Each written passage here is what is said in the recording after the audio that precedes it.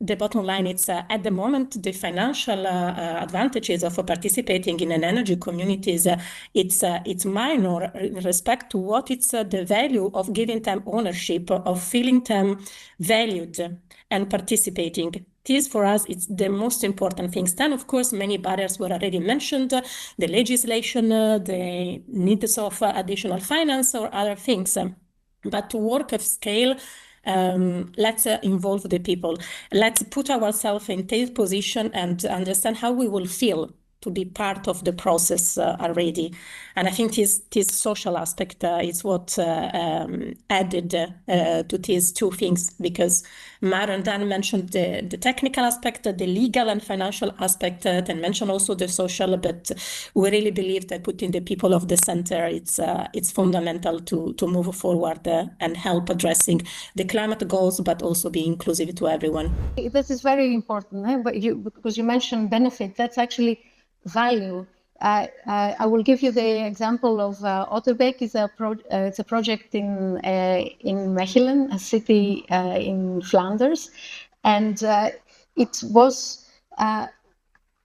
became a success because it involved the strong collaboration between the city, between a social housing company, the citizens themselves, the social housing tenants, and the local energy cooperative Creupelandt.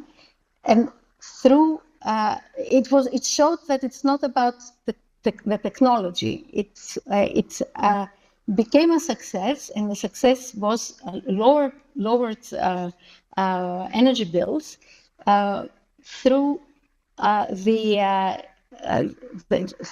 the risk sharing.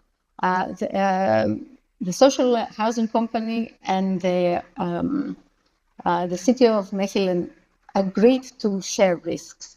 The energy cooperative and SAMO, the social NGO of our province, was instrumental in connecting into the social cohesion, and that was so important because the people of Otterbeek not only got lower energy bills, but also more social cohesion. And in the European Pillar of Social Rights, energy is seen as an essential service which everyone is entitled to. Therefore, our aim is to ensure that everyone, all the citizens in the EU, have access to sufficient, affordable and sustainable energy. And unfortunately, this is not yet the case. So we saw a peak in energy poverty during the energy prices crisis that we were experiencing in 21, 22, 23. But we still nowadays, even now in 25, we have around 9.2% of the EU population that claim that they cannot adequately heat their homes in winter. So this corresponds to roughly 42 million people in Europe, with geographical differences, of course, between member states or between regions. And it's truly encouraging to see how an international community of scientists, NGO representatives, and decision makers are gathering here in Belém at the COP30 to tackle what I believe is one of the greatest challenges of our time. Now, globally, we are already investing twice as much in renewables as in fossil fuels, and it's only a matter of time before renewables will be dominating the market. However, the energy transition is also raising, an important social question, and that is who will benefit from this transition. Will it be the large utilities, or can we find ways for ordinary people to share in the profits? In Europe, here we are currently witnessing a massive rollout of solar PV, and that, of course, is a great development. But yet, we must recognize that many ordinary people are not always in the capacity to produce their own energy, either because they cannot afford the investment, or because they simply don't have a private home themselves, or maybe because they live on an apartment building where the rooftop space is shared with their neighbors. Now, if we want to succeed in transforming our energy system, we must ensure that the transition remains fair and just, and that there are models in place where those who might otherwise be left out can still be participating.